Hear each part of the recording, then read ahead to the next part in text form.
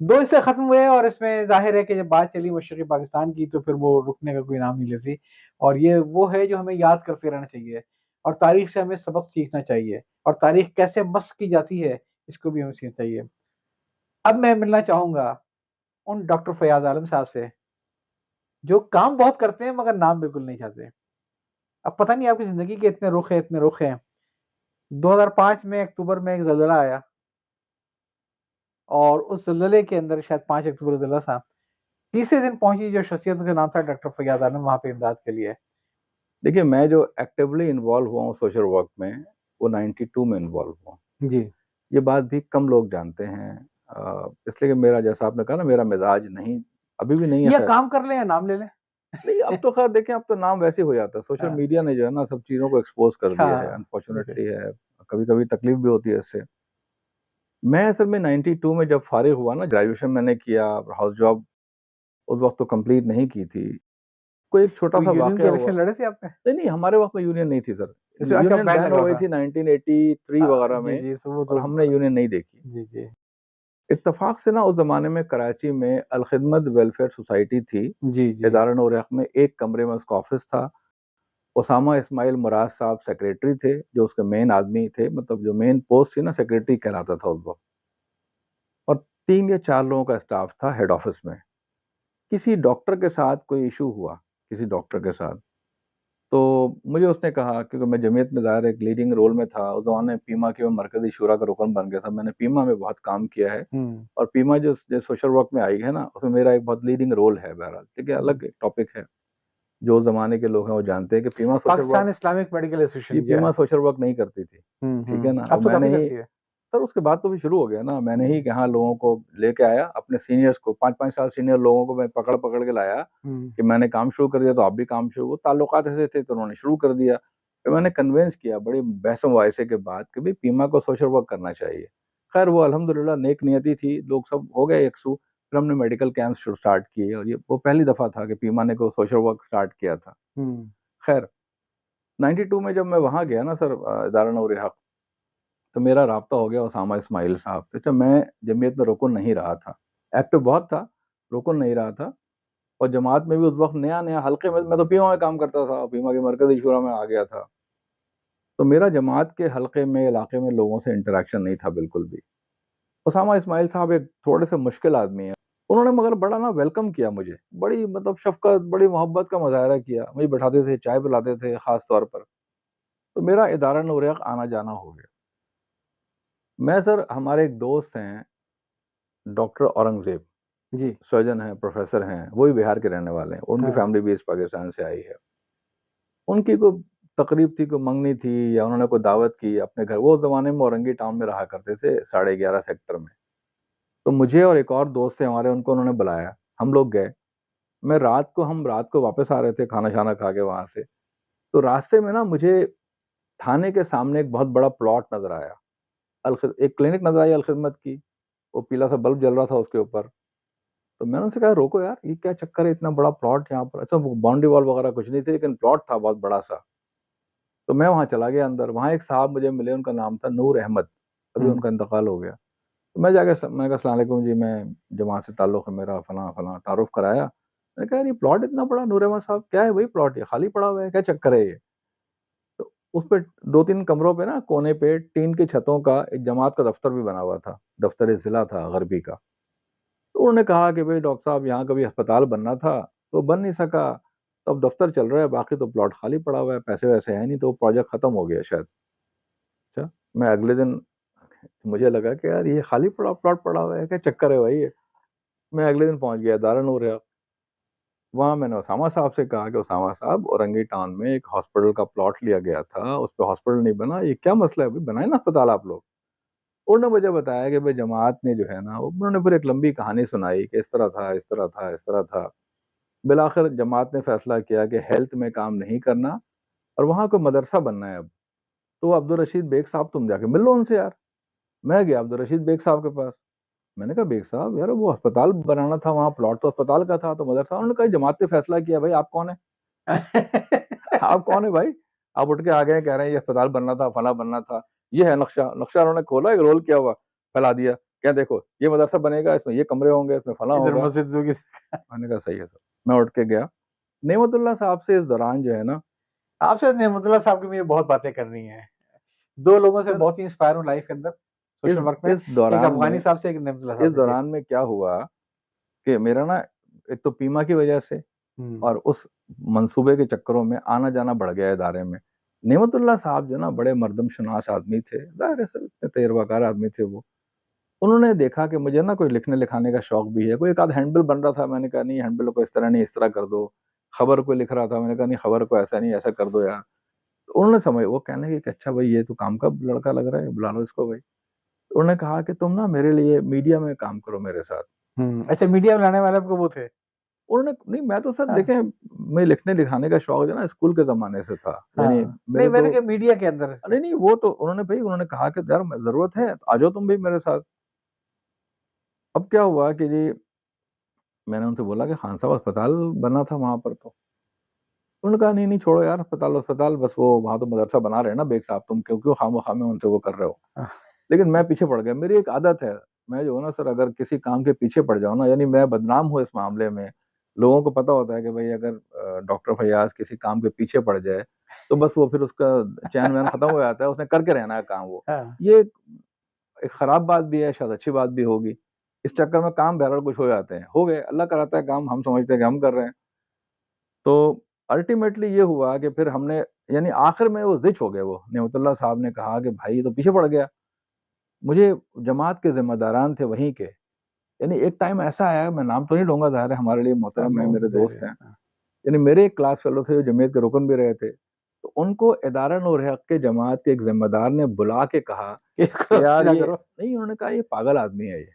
हाँ। तुम्हारा दोस्त जो है ना ये पागल आदमी है और ये जो है ना पीछे पड़ गया है, यहाँ रोज़ाना आ जाता है, कहता है अस्पताल बनाओ, खुदा के वास्ते से वो यहाँ नहीं आया करे। अच्छा! यकीन करें, हाँ, हाँ, वो मेरे घर पे आए। उन्होंने आगे कहा कि यार तुम बेवकूफ़ आदमी हो तुम। उन्होंने मुझे लिटरली बहुत सख्त सुनाई और कहा तुम क्यों जाते हो दारुल नूर हक़ यार? मैंने कहा क्या मतलब है भई दारुल नूर हक़ क्यों जाते हो? कहने लगे यार वहाँ तो ये कह रहे थे फलाँ साहब। हाँ। मैंने कहा भाई फलाँ साहब के अब्बा की पार्टी है क्या? मैंने इस तरह कहा। मैंने कहा फलाँ साहब के अब्बा की पार्टी है क्या? तो सही बात। जमात इस्लामी उनके ज़रा खरीद है, जमात इस्लामी को खरीदा हुआ उन्होंने क्या यार? भई मेरा एक मौक़िफ़ है कि जमात इस्लामी ने एक अस्पताल का प्लॉट लिया है फ्री में या थोड़े पैसों पे, हाँ। तो जमात इस्लामी ये अस्पताल बनाए या गवर्नमेंट को वापस कर दे यार। क्या बात है जनाब! यकीन करें, वाह, वाह, वाह, वाह! बखुदा बता बहुत रहा हूँ। उम्दा। उसके बाद फिर नेमतुल्लाह साहब ने कहा कि भई जान नहीं छोड़ेगा। ठीक है जी। जिन छड्डे पूछ उन्होंने छड्डे। मुझसे आगे कहा कि भाई देखो तुम्हें अस्पताल बनाना है भाई, पैसे नहीं देंगे हम, मेरे पास पैसे नहीं है। तस्लीम भाई, नई नस्ल को कुछ पता नहीं है इन चीज़ों के बारे में। कि ये अलखिदमत एक कमरे से बड़ी हुई कैसे है? 4 छोटी क्लिनिक से अस्पतालों तक कैसे आए, ये नहीं पता लोगों को। बल्कि हुआ असल जो ये बुनियाद थी वो अल-खिदमत वेलफेयर सोसाइटी थी। सर वही थी ना उस ज़माने, उसका भी एक बैकग्राउंड जी। है, लेकिन चलें चलिए आप मेरा तो चलें उससे ठीक है, वो उसको ना ताल्लुक जाएँ नहीं है, हम। वो मुझसे हाँ, पहले की हाँ। बात है। भई हुआ ये कि नेमतुल्लाह साहब ने कहा कि भाई जान छुड़ाना मुश्किल है इससे, क्योंकि इदारा नूर हक़ में बमुश्किल 1-2 लोग इस बात के हामी थे, उसमें से उसामा साहब भी थे, जो हिमायत कर रहे थे। तो खान साहब ने कहा कि भई पैसे तो हैं नहीं। देखिए अल-खिदमत उस ज़माने में ज़कात भी जमा नहीं करती थी। ज़कात जमा करती थी, आज भी ऐसा ही हाल है ना। अल-खिदमत का जो आप उस ज़माने के जो बजट का कार्ड निकाल के देखेंगे ना, बहुत थोड़ा बजट था। उसमें से मेन आमदनी आती थी खालों की। उससे मय्यत गाड़ियाँ चलती थीं, उसी से कुछ और इदारे चलते थे। छोटे-छोटे इदारे थे। कराची में हेल्थ के शोबे में उस ज़माने में अल-खिदमत की 4 एलोपैथिक क्लिनिक्स थीं, हुँ। 6 जो है वो होम्योपैथिक क्लिनिक्स थीं और एक शाह फैसल कॉलोनी का हॉस्पिटल था, जो सुबह 9 से लेके शाम 5 बजे तक चलता था। उसमें एक भी पूरे अल-खिदमत कराची के हेल्थ फैसिलिटीज़ में कोई फीमेल स्टाफ नहीं था। तो ये था भाई समझ लें आप। खान साहब ने कहा भाई पैसे-वैसे हैं नहीं। ये हम बात कर रहे हैं 90s की। 92 की सर, 92 की। 92-93 की बात कर रहा हूँ आपको मैं। उन्होंने कहा भाई पैसे-वैसे हैं नहीं, अब आपको बनाना है भाई, ऐसा करते हैं हम ये गरबी वालों के हवाले कर देते हैं। मेरी फिर बात हुई, औरंगज़ेब भाई ने इसमें रोल प्ले किया। औरंगज़ेब भाई को मैंने कहा औरंगज़ेब भाई इसको ना ज़िला गरबी के तहत दे दो आप इसको। आप शूरा से बात कर लें, पैसे मैं ला दूँगा इंशाअल्लाह। मुझे इस मामले में बड़ा कॉन्फिडेंस था कि मैं फंड जमा कर सकता हूँ, उस वक़्त भी था। तो अल्टीमेटली ये हुआ कि वो प्लॉट ज़िला गरबी को मुंतकिल हो गया। यानी नेमा साहब ने कहा आपसे कि जेड़ा बोले ओही बुआ खोले। एग्ज़ैक्टली। अच्छा उनको एतमाद बहुत था मुझ पर। हाँ, यानी खान साहब को बेपनाह एतमाद था कि अच्छा इस बंदे ने कह दिया तो ये काम हो जाएगा। हाँ। और ये अल्लाह का शुक्र है हमने करके अल्हम्दुलिल्लाह, दिखाया हमेशा अल्हम्दुलिल्लाह। उनको। जी। तो वो प्लॉट सर वो प्रोजेक्ट आ गया जमात गरबी ज़िला के पास। गरबी के पास। अच्छा, गरबी जमात जो है ना बहुत कमज़ोर जमात थी फाइनेंशियली। इसके बाद कराची जमात ने एक कमेटी बना दी।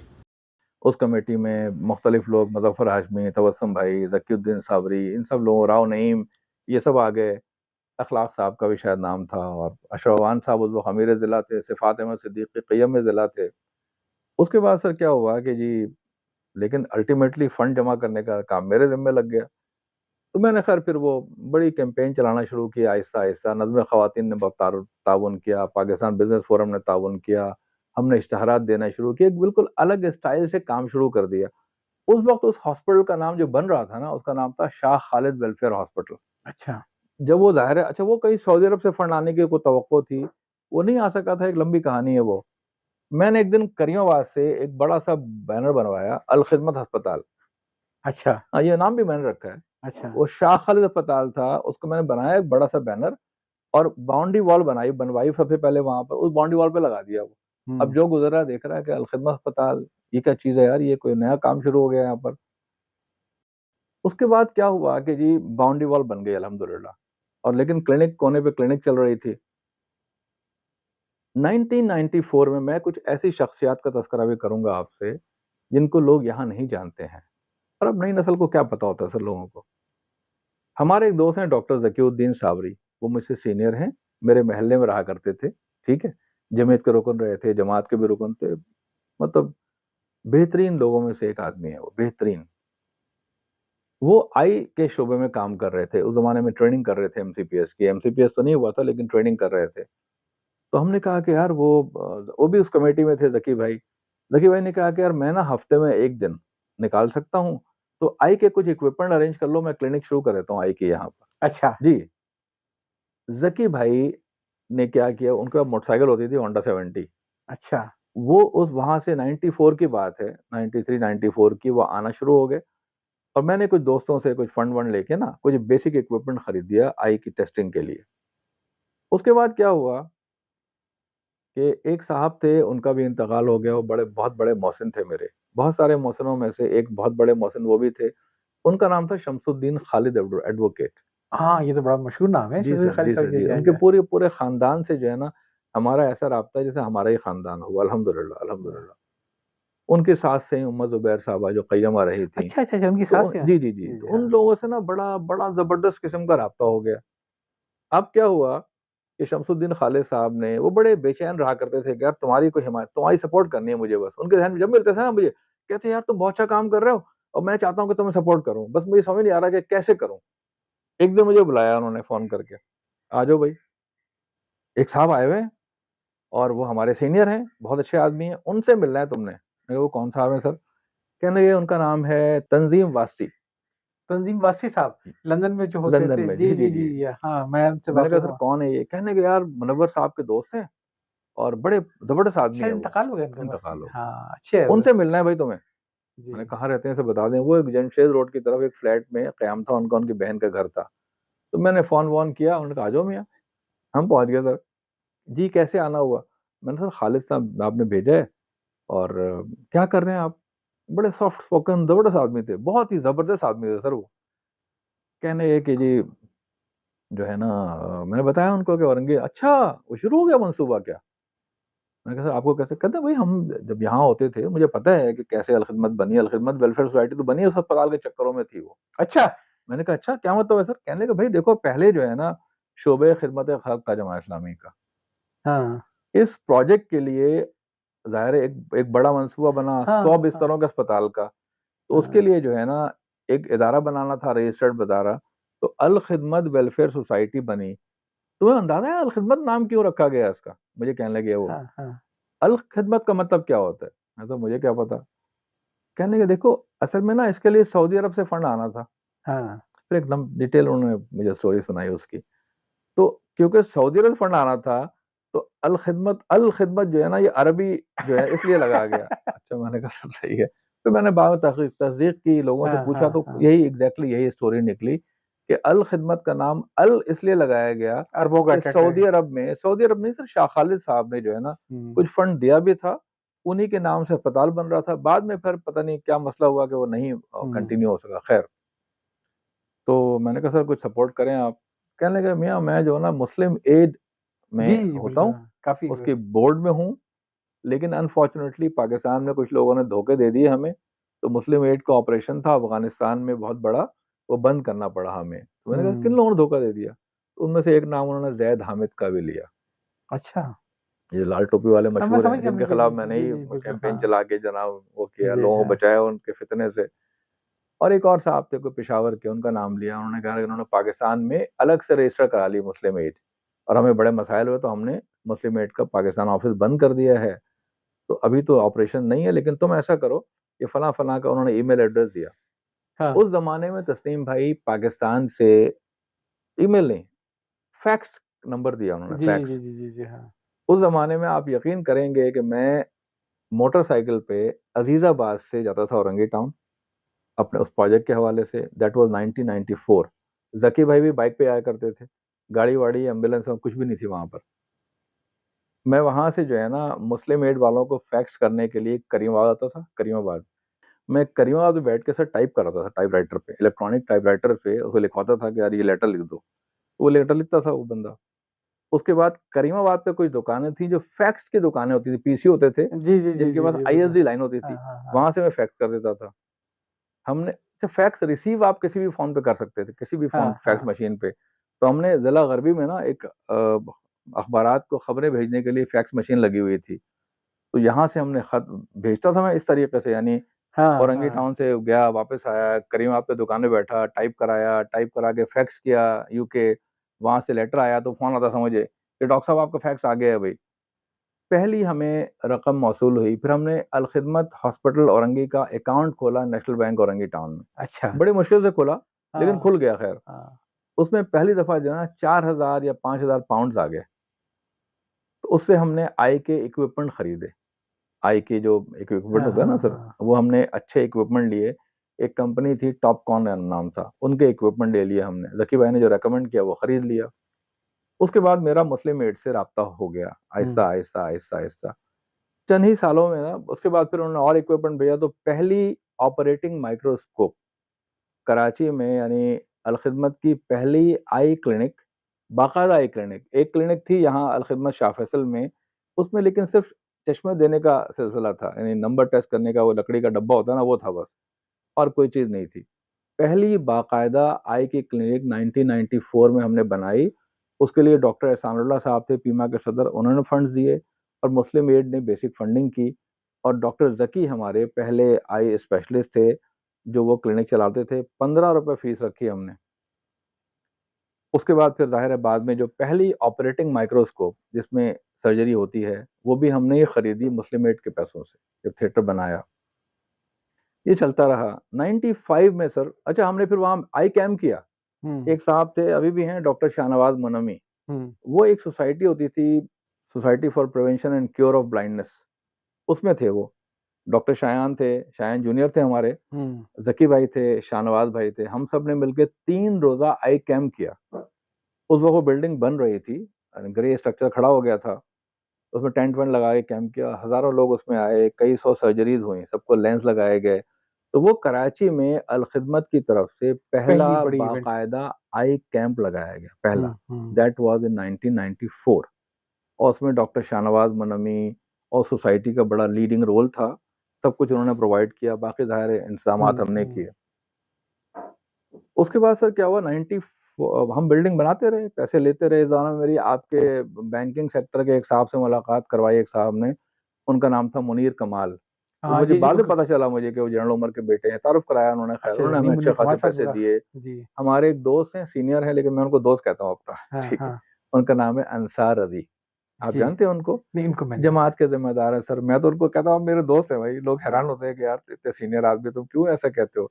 बहुत ही नफ़ीस, जमात इस्लामी की, अलबत्ता ये मेरे लिए मौलाना इत्तला है की। कि मुनीर कमाल साहब ने उस अस्पताल जी, के जी, लिए जी। आपको ताउन मुनीर किया। अपना अंसार रज़ी साहब के एक बहनोई थे, उन्होंने सर 15 लाख रुपए में ही दिलवाया उनसे। अंसार साहब बड़ी मोहब्बत करते थे, करते हैं, और मैं उम्मीद करता हूँ कि ज़िंदगी भर करते रहेंगे, अल्लाह इंशाअल्लाह, उनको लंबी इंशाअल्लाह। उम्र दे। तो अंसार साहब ने फंड लाया।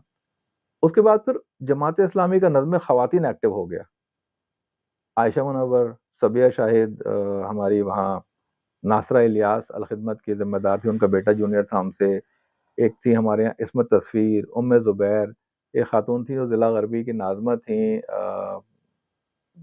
साबरा शाहिद, और बहुत सारी ख़वातीन थी, नासरा बाजी की बहन थी नवेदा अनीस, और बहुत सारी ख़वातीन जो है ना, वो उस प्रोजेक्ट से जुड़ गईं सर। वो फ़ंड ले लेके आते रहे और बिल्डिंग बनना शुरू हो गई। फिर मैं कॉर्पोरेट सेक्टर से ही फ़ंड लाया, ज़ाहिर है। 95 के दिसंबर में मेरी शादी हो गई। 31 दिसंबर 1995 को मेरी हो गई शादी। शादी हो गई, उस वक़्त मेरी वाइफ़ जो है ना, वो मिसेज़ बक़ाई के साथ ट्रेनिंग कर रही थी एमसीपीएस की। पता नहीं मुझे क्यों अचानक से वो हुआ ज़हन में, सर पे सवार हुआ कि यार यहाँ पे ना गायनी की ओपीडी शुरू कराओ। अब मैंने वाइफ़ से बोला अपनी कि भई जो है ना, आप गायनी की ओपीडी, उसने कहा कि भई मेरी तो ट्रेनिंग में 3 महीने रह गए। उस ज़माने में एमसीपीएस की ट्रेनिंग सर 1 साल की होती थी। जी, जी। और उसने जेपीएमसी में काम किया था, फिर बक़ाई साहब के पास काम कर रही थी। 3 महीने रह गए थे। मैंने कहा यार छोड़ो 3 महीने क्या करना है वो करके, यहाँ कर लो। मैं कहा भाई क्यों कर लूँ? फिर मुझसे मिसेज़ बक़ाई ने बुलाया मुझे। उसने हाँ। जाके बोला होगा उनको कि मेरा शौहर कह रहा है वहाँ आ जाओ। मिसेज़ बक़ाई ने बुलाया। ये कह रहे तुम इंतहाई स्टूपिड आदमी हो। तो मैं तो इतना ज़्यादा, ज़ाहिर है, अब सोचा हम एक जमाती हाई प्रोफाइल उस ज़माने में। तुम इंतहाई इडियट हो, नॉनसेंस आदमी हो तुम, कैसे बेवकूफ़ हो? मैं कहा भई मैडम क्या हो गया, बेवकूफ़ क्यों भाई? तुम ये बच्ची जो है मेरी बच्चियों की तरह है, 3 महीने रह गए ट्रेनिंग में, तुम क्यों छुड़वा रहे हो उसे? मैंने कहा वहाँ मुझे ज़रूरत है, मुझे वहाँ पे गायनी का स्टार्ट करना है। नहीं, नहीं, मैं अलाउ नहीं करूँगी। मैंने कहा नहीं मैडम मुझे तो करना है, बस मेरे ज़हन में सवार हो चुका था। मेरा और मेरी वाइफ़ ने सर, उसकी बड़ी कुर्बानी है, तो उसने कहा चलें जी जैसे आप कहें। उस ज़माने में मेरे पास एक गाड़ी होती थी। हुँ, मेरे एक दोस्त हैं डॉक्टर ज़की। ये हुँ। बातें सर नॉर्मली कोई किसी को बताता नहीं है। जब डॉक्टर मेरी ज़की। ज़कीउद्दीन अहमद नाम है जी, उनका, जी। जूनियर है मुझसे, बिल्कुल सगे भाई की तरह हैं। हुँ, हुँ। तो उस ज़माने वो नॉर्थ में रहा करते थे, फाइनेंशियल बड़े बेहतर लोग थे वो। उनके वालिद साहब खुर्रम मराज साहब के क्लास फेलो थे। तो मैं जब मेरी शादी हुई ना, मैं वो मोटरसाइकिल थी, हुँ, मोटरसाइकिल ज़ाहिर हुँ। है। तो उन्होंने कहा कि यार फैयाज़ भाई शादी हो रही है आपकी, तो ऐसा करते हैं आप गाड़ी ले लें। मैं कहा गाड़ी कहाँ से ले लें भाई? कमाल कर रहे हो यार। तो अगले दिन वो आए, उनके पास एक कूपे थी ब्लू कलर की। हाँ। वो लेके आए, चाबी ली, ये आपकी गाड़ी हो गई आज से। मैं कहा मेरी गाड़ी क्यों हो गई भाई? कह रहा मेरे अब्बा ने अपनी गाड़ी मुझे दे दी है, तो अब आपको ना, आप यार 50,000 दे दीजिएगा मुझे इसके। जब पैसे हों दे दीजिएगा, यकीन करें आप। ऐसे भी मुख़लिस दोस्त होते हैं इस ज़माने में। सर आप सोच सकते हैं कि एक आदमी ने, कि अभी मेरी शादी हो गई है, तो उसने अपनी गाड़ी लाके दे दी, चाबी दे दी कि ये गाड़ी आपकी है, जब पैसे हों दे दीजिएगा, 50,000 दे दीजिएगा यार, ना हो तो ना दे, कोई मसला नहीं है, वो गाड़ी आपकी हो गई वो। यार कमाल हो गया। तो मैं और मेरी वाइफ़ सर उस वाली ब्लू वाली कूपे पे, 2 दरवाज़े वाली गाड़ी थी, उस पे जाया करते थे औरंगी टाउन। हमने जब शुरू किया ना सर, दैट वाज़ 96, 96 के बिगिनिंग में मैंने अपनी वाइफ़ को वहाँ पे जॉइन करा दिया। क्लिनिक थी, गायनी की क्लिनिक स्टार्ट की। आप हैरान होंगे, बहुत कम लोग जानते हैं कि जमात इस्लामी कराची की तारीख़ में जो पहली औरत जिसने अल खिदमत में काम शुरू किया ना, वो मेरी वाइफ़ है वो। अच्छा माशाअल्लाह। जी, जी, उससे पहले जी। था ही नहीं सर। हाँ, ठीक वैसे है? बहुत माज़रत के साथ मेरा जो जी, जी। अपना तासुर है, हम थोड़ा-सा मौज़ू से हट जाएँगे, भटक जाएँगे कि कराची के अंदर जो ख़वातीन का नज़्म है, मेरा ख़्याल है आज भी मर्दों के नज़्म से कहीं ज़्यादा मुनज़्ज़म है, और जो एक नज़रियाती तरबियत पे जितना ख़वातीन का नज़्म काम करता है, उतना मर्दों का नज़्म काम नहीं करता है। तस्लीम भाई, मेरा तो क्योंकि नज़्म ख़वातीन से उस प्रोजेक्ट में सिलसिले में ना बहुत राब्ता रहा है। बहरहाल नज़्म ख़वातीन जो है ना, वो गैर मामूली ख़वातीन पे मुश्तमिल नज़्म है जमात का। और अगर नज़्म ख़वातीन की सपोर्ट मुझे ना होती, तो अल खिदमत के अस्पताल बन ही नहीं सकते थे। असल में मैं इसलिए ये बात कर रहा हूँ, मुझे कोई देखें इसका कोई मुझे क्रेडिट लेने का शौक नहीं है, पता भी नहीं लोगों को, मैं कभी हाँ, ओहदों पे रहा भी नहीं हूँ ना किसी जी। के। तो देखें, लेकिन एक बात है असल में, बात क्या है कि जब कोई मुझसे पूछता है आज के दिन में, क्योंकि मैं अब चाहता हूँ कि लोग ये जानें कि फ़र्क है क्या, मसला है क्या? देखिए 1947 से 96 तक जो डॉक्टर्स अल खिदमत में इन्वॉल्व थे ना, वो पार्ट टाइमर्स थे वो। हुँ, सीनियर थे, मैं जानता हूँ उनको, ज़ाहिर मुझसे तो बड़ी शफ़क़त की है सर। डॉक्टर इक़बाल गयूर साहब थे, डॉक्टर इफ्तिख़ार साहब थे। ये 2 लोग थे जो अल खिदमत के ज़िम्मेदारान में से थे। गयूर साहब, इक़बाल गयूर साहब शरीफ़ाबाद में क्लिनिक करते थे 2 टाइम, सुबह और शाम, ठीक है? तो वो हफ़्ते में 1 दिन जाया करते थे, वो चाइल्ड स्पेशलिस्ट थे, शाह फैसल कॉलोनी में हफ़्ते में 1 दिन दिया करते थे। डॉक्टर इफ्तिख़ार साहब एक अपनी क्लिनिक करते थे, पापोश में अल खिदमत का एक क्लिनिक था, उसके वो निगरान थे। अब ज़ाहिर है कि अगर आप पार्ट टाइम किसी काम को देंगे, तो वो बड़े काम कैसे होंगे सर? हम्म यानी मैं वो पहला आदमी हूँ जिसने कहा कि मैं फुल टाइम भी काम करूंगा, हम्म ठीक है। मैंने अपना कैरियर छोड़ दिया और मैं फुल टाइम अलखिदमत में लग गया, जबकि मैं अलखिदमत जॉब नहीं करता था, ना मैं ओहदेदार था, ना मैं कभी ओहदेदार रहा हूँ अलखिदमत का। मेरी वाइफ वो पहली औरत है जिसने अलखिदमत में टाइम दिया, और डॉक्टर जकी वो पहले आई स्पेशलिस्ट हैं जिन्होंने अलखिदमत को टाइम देना शुरू किया, ठीक है। अच्छा, मेरे वहमो गुमान में नहीं था कि मेरी वाइफ जो है ना, वो जब ये ओपीडी स्टार्ट कर रही है तो इसके नतीजे में कितना टाइम लगेगा। सही यकीन बात। करें बहुधा हाँ मेरे ज़हन में था कि यार आज शुरू हुआ है तो आहिस्ता-आहिस्ता, वो तो जूनियर डॉक्टर है, उसको क्या हाँ पता लोगों को कि भई आहिस्ता-आहिस्ता करके जनाब लोग आएँगे तो हम ठीक है, इस दौरान में हम पैसे जमा कर देंगे, लेबर रूम बनाएँगे, फलाँ करेंगे, फलाँ करेंगे। चंद हफ्तों के बाद सड़क के बाहर तक लाइन लगना शुरू हो गई। अरे एक दिन में सुबह-सुबह हम लोग जब उतरे, देखा अरे ये क्या शोर मचा हुआ है, ये लड़ाई-झगड़ा क्यों हो रहा है भाई? पता लगा कि जी वो तो आपकी बेगम की ओपीडी में आए हुए पेशेंट, बाहर तक लाइन लगी हुई है सर। मैं तो परेशान हो गया, यकीन करें। मैंने कहा भाई ये क्या हो गया? तो मेरे ज़हन में ये था कि भाई जो है ना सर, तैरवा भी नहीं था, सच्ची बात ये है। मैंने सोचा कि जी सिद्दीक़ा ने ओपीडी स्टार्ट कर दी है, तो एक पेशेंट अगर आज रजिस्टर्ड होगी, तो ज़ाहिर है उसको 9 महीने लगेंगे ना सर, तो 9 महीने के बाद डिलीवरी होगी। पता है चला कि जी वो तो 8-8 महीने की प्रेग्नेंट ख़वातीन आना शुरू हो गईं। अब क्या करें भाई? तो ये नाज़िबाद हॉस्पिटल, अल खिदमत हॉस्पिटल जी नाज़िबाद है ना जी सर, जी जी हाँ। ये हॉस्पिटल जो है वो हमारे एक दोस्त, एक खातून थी डॉक्टर ज़ीनत, हम्म उन्होंने खरीद लिया था अस्पताल ये। हम्म और उनके साथ एक पार्टनर थे उनके मैनेजमेंट के, सिद्दीक साहब जमात के रुकन थे। वो उस ज़माने में असगर अस्पताल के एडमिनिस्ट्रेटर थे, दोस्त थे हमारे, अभी भी हम्म। दोस्त हैं।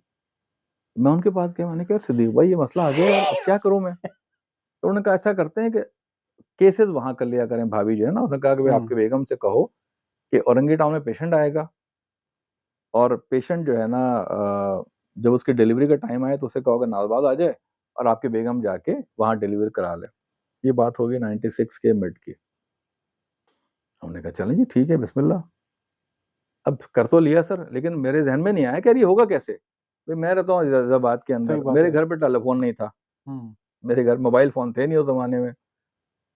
तो हम वहाँ अच्छा गाड़ी रा आप 96 का आपको याद होगा कि ऑपरेशन चल रहा था कराची में, और रास्तों में आए दिन जलाओ, घिराओ, रिक्शा चल रहा है, टैक्सी चल रही है, और लालू खेत से गुज़र के जाना पड़ता था वहाँ। अब आप सोचें कि भई अज़ीज़ाबाद से एक तो रोज़ाना औरंगी जाना, ये सिलसिला शुरू हो गया कि नाज़िबाद में डिलीवरी करानी है। मेरी बहन का घर था उसी गली में, अज़ीज़ाबाद में, यानी हम्म। मैं सामने रहता था, मेरी वालिदा, मेरी बहन का घर भी उसी गली में था। तो 90 से 2 गली पीछे घर थे हमारे ये, किराए के मकान थे सर।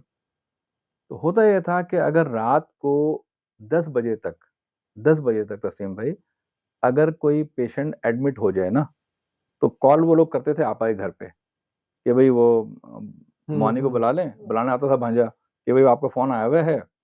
तो आप जब जाके पूछती थी तो उन्होंने कहा जी हाँ जी, 1 घंटा लगेगा, 2 घंटा, तो हम उसी हिसाब से मैं उसको लेके चला जाता था। लेकिन अगर 10 बजे के बाद पेशेंट आएगा फिर क्या होगा? तो मेरा ससुराल था सर गुलशन में, तो मैं और सिद्दीक़ा जो है वो चले आते थे ससुराल। अच्छा। जी, कि रात को 2 बजे कॉल आनी है, तो कॉल कहाँ पे आएगी? अब आप लोगों को उठाना ये वो, तो हम जाके वहाँ सो जाया करते थे, ठीक है जी। उसके बाद रात 2 बजे कॉल आई, मैं वहाँ से निकलता था अपनी वाइफ़ को लेकर अपनी गाड़ी पे, उसी गाड़ी पे जो ज़की ने दी थी मुझे, हाँ और हम जाते थे नाज़िबाद। रास्ते में जनाब जलाओ-घिराओ हो रहा है। वो लड़के आ गए थे अचानक से, शुरू-शुरू में तो बहुत मसला हुआ। आए टीटी जनाब, उन्होंने मेरे सामने तान लीजू करके, "कहाँ जा रहे हो? ये है, वो है, पता नहीं है, हड़ताल है, भाई ने कॉल दी हुई है, फलाँ किया हुआ है।" और देखते थे औरत बैठी हुई है, "कहाँ जा रहे हो? पागल हो क्या? तुम्हें पता नहीं है हड़ताल की कॉल दी है भाई ने हमें, लाशें गिराएँगे, यूँ हो जाएगा।" तो मैं उनसे प्यार-मोहब्बत से कि यार वो डॉक्टर हैं हम लोग, और जो है ना वहाँ पेशेंट आई हुई है वो। अच्छा, अच्छा, अच्छा, अच्छा, ठीक है, चले जाओ। तो 4-5 दफ़ा हुआ ना, तो वो आदी हो गए। हम भी पहचान आदी गए। हो गए, हाँ, पहचान गए, हट जाओ यार, गाड़ी आ रही है, डॉक्टर साहब हैं, हट जाओ। ठीक है। तो सर दर्जनों दफ़ा ऐसा हुआ कि हम जलती हुई गाड़ियों के दरमियान से गाड़ी निकाल के ले गए नाज़िबाद। सन्नाटा पड़ा होता था, सन्नाटा। उफ। खैर उसके बाद क्या हुआ, इस दौरान में एक दिन मेरी वाइफ़ साहबा ओपीडी कर रही थीं अल खिदमत औरंगी टाउन में। मैं उस ज़माने में ना ग्रीन क्रिसेंट ट्रस्ट नाम का इदारा है, जी वो जी जी जॉइन कर हाँ चुका हाँ। था एज़ हम्म एडमिनिस्ट्रेटर। मैं वहाँ बैठा था ऑफ़िस में अपने, मेरी वाइफ़ को लिवर पेन स्टार्ट हुए। हम्म उसने वहाँ से रिक्शा पकड़ा था, रिक्शा, और वो गई मेमन हॉस्पिटल है, उसकी जो फ़िज़िशियन थी गायनेकोलॉजिस्ट, दिखाया तो एक आध दफ़ा ही था उसने, शाकरा मस्तूर। हाँ। वो होती थी मेमन हॉस्पिटल उर्दू बाजार में, वहाँ अच्छा पर। अच्छा, ये वजन वहाँ नहीं। से पहुंची और वहाँ से मुझसे रब्ता किया गया। मुझे कॉल आई ऑफिस में कि भाई आपकी बेगम एडमिट हो गई हैं। जब मैं वहाँ गया तो 1-2 घंटे के बाद वो डिलीवरी हो गई। तो मेरी वाइफ ने अपने पहले बच्चे के दौरान एक दिन की भी मैटरनिटी लीव नहीं ली, बल्कि वो ओपीडी से स्टार्ट, मतलब ओपीडी छोड़ा, पेन स्टार्ट हुए वहां पहुंच इतनी गए। डेडिकेशन, इतनी सर, डेडिकेशन। और ये आप हैरान होंगे तस्नीम भाई, मैं तो बड़ी ज़ाहिर है कि जी देखें, लोग आमतौर पर कहते हैं कि यार तो अपनी बेगम की तारीफ है। मैंने कहा भाई आप मुझे कोई दूसरी औरत दिखा दो दुनिया भर में, दुनिया भर में कहता हूँ, मैं चैलेंज करता हूँ सर, पाकिस्तान छोड़ें, आप दुनिया भर में कोई दूसरी औरत दिखा दें ऐसी। देखिए ना, एक डॉक्टर है, गायनाकोलॉजिस्ट है, उसने अपनी कुर्बानी दे दी, पूरा कैरियर छोड़ दिया, वरना अपना अस्पताल खोल लेती। तीन हाँ महीने सही की बात वजह है, से और क्या। 3 महीने हाँ की वजह से तो कई साल लग गए एमसीपीएस करने के हाँ बाद में। हाँ। पहली डिलीवरी इस तरह हो गई सर।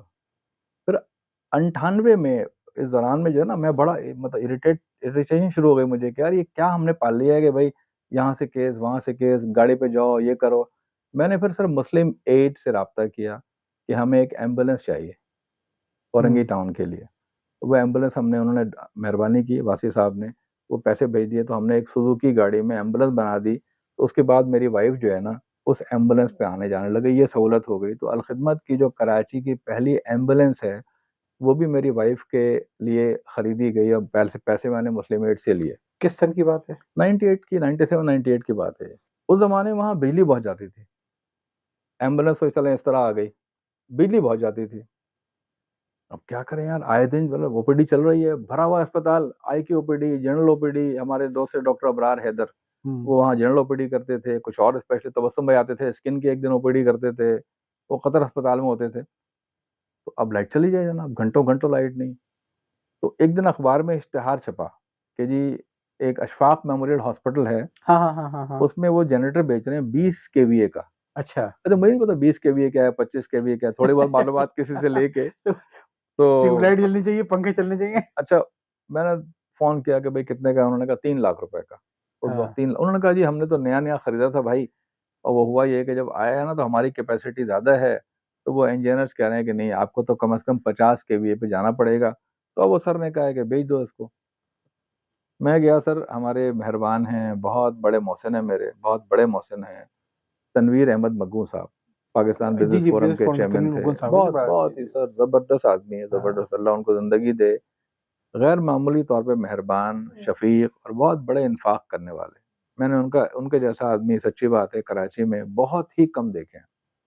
माशाल्लाह। और वो ऐसे आदमी थे कि मेरा उनसे ऐसा रब्ता था कि उन्होंने कभी मेरी किसी बात को मना नहीं किया, कभी भी नहीं।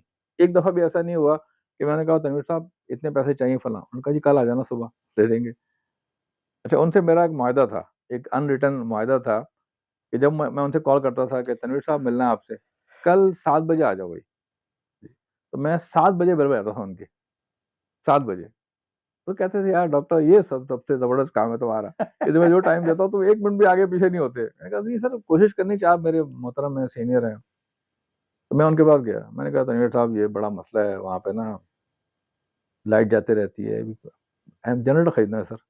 कहे कितने पैसे? मैंने कहा सर, उन्होंने कहा अच्छा मैं 2 लाख रुपए दे देता हूँ। वो अंदर गए और 2 गड्डियाँ निकाल के ले आए।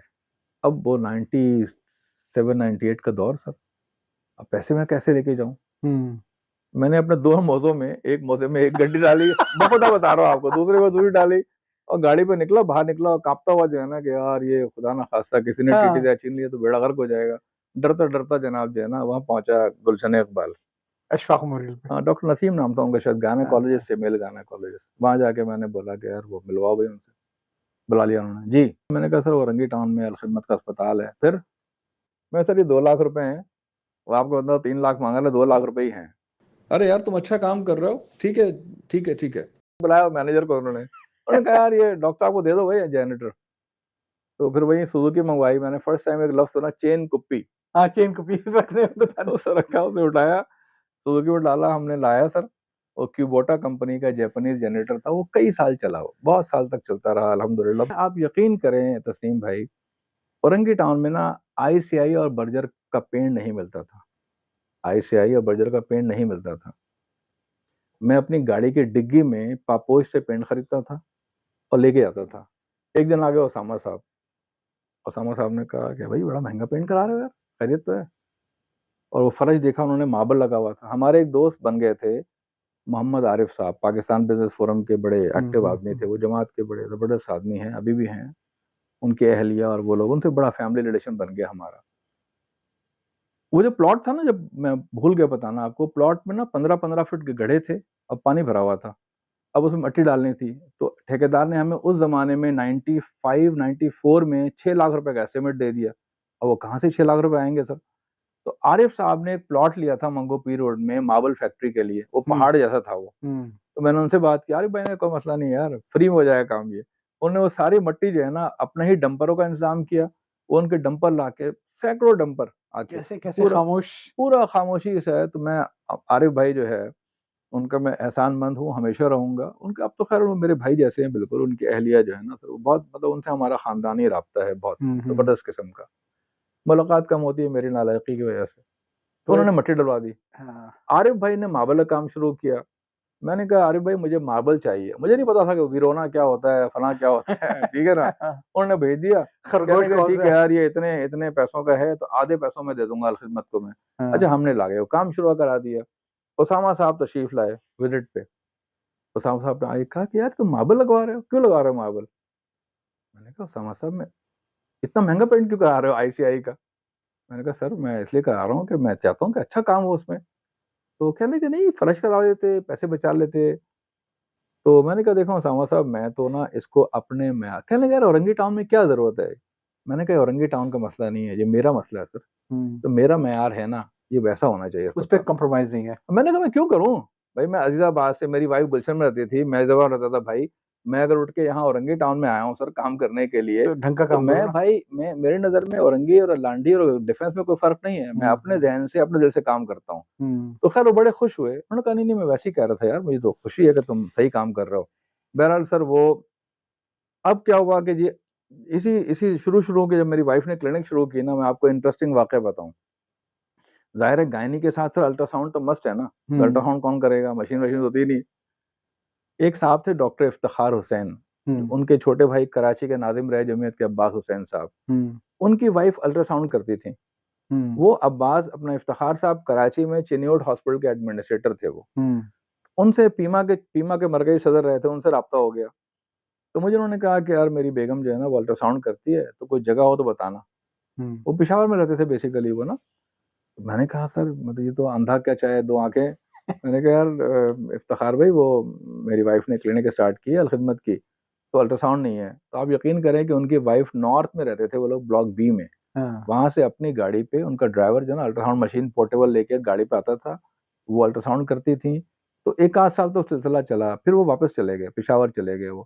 फिर एक और खातून आ गईं, जो कश्मीर की रहने वाली थीं, वो अल्ट्रासाउंड करती रहीं, फिर वो भी चले गए कश्मीर। अब क्या करें जी? तो हमारे एक दोस्त थे, सीनियर थे पीमा में, मुझे पीमा में लाने वाले, मेरे बड़े मोहसिन, उनका इंतकाल हो गया अनफॉर्च्यूनेटली पिछले दिनों, डॉक्टर हुमायूं फर्रुख। हुँ, भी उस कमेटी में थे, अलख़िदमत हॉस्पिटल कमेटी में, और मेरे बड़े मेहरबान थे मुझ पे, मतलब बिल्कुल छोटे भाइयों की तरह, बच्चों की तरह मुझसे ट्रीट करते थे वो। मुझे बहुत ही ज़्यादा, मुझे, मेरी वाइफ़ दोनों को जो है ना, और आखिर तक इसी तरीके से ट्रीट करते रहे। तो वो एक दिन एक साहब को लेकर आए, जो उर्दू ज़रा डिफरेंट स्टाइल से बोल रहे थे। हुँ, हुँ, तो उन्होंने कहा कि ये डॉक्टर नुसरत खुदा हैं, और ये बंगाली स्पीकिंग है ये, और ये वहाँ अलबदर वगैरह में, या उस ज़माने में प्रो पाकिस्तानी थे, तो बड़ा टफ टाइम देखा है उन्होंने। ये डाउ के ग्रेजुएट हैं, तो ये अल्ट्रासाउंड करते हैं, अमेरिका से इन्होंने कोर्सेज़-वोर्सेज़ किए हुए हैं। तो यार मैं लेके आया हूँ कि इनसे कुछ हेल्प चाहिए तो बताओ। तो मैंने कहा, सर अल्ट्रासाउंड मशीन चाहिए। तो अल खिदमत को जो पहली अल्ट्रासाउंड मशीन है, वो डॉक्टर हुमायूं फ़ारूक ने दिलवाई डॉक्टर नुसरत खुदा से। नाम भी कितना प्यारा है, नुसरत खुदा। जी यानी सर, जी आपके लिए सर। नुसरत खुदा बन के ही तो आ गए ना वो आज तो। भी देखिए, आज भी ना वो अहमद मेडिकल कॉम्प्लेक्स है, वहाँ मेरी वाइफ़ मेन जी, गायनेकोलॉजिस्ट है, जी, वहाँ जी। अल्ट्रासाउंड करते हैं वो। तो हाँ, हमारा उनसे 96 से आज तक राब्ता है अल्हम्दुलिल्लाह। बहुत ही नफ़ीस आदमी, बहुत ही शानदार आदमी। मैं समझता हूँ कि हुमायूं भाई ने उस ज़माने में बड़ी ज़बरदस्त हमें हेल्प की, और वो मशीन नुसरत भाई से दिलवा दी। तो वो पहली, यानी पहला जनरेटर इस तरह आया, पहला आईगा इक्विपमेंट आया, पहली एम्बुलेंस इस तरह आई, पहली अल्ट्रासाउंड मशीन इस तरह आई। तो बहुत सारी चीज़ें अलख़िदमत की शुरुआत। फिर ज़ाहिर है मैं अलख़िदमत कराची में भी एक्टिव हो गया, लेकिन मैं किसी ओहदे-वोहदे पे नहीं था। मैं असल में ना वो हूँ कि भई बस काम होना चाहिए यार, ओहदा क्या होता है?